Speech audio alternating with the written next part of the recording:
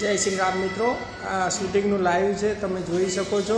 અને આ હોટલમાં અમે શૂટિંગ કરવા આવ્યા છીએ. આ ભાઈ અમદાવાદના છે.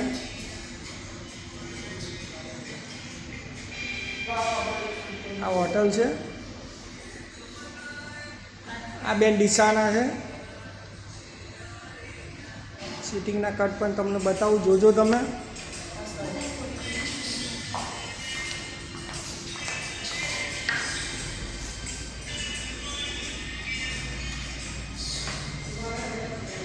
ગીતનું શૂટિંગ ચાલે છે.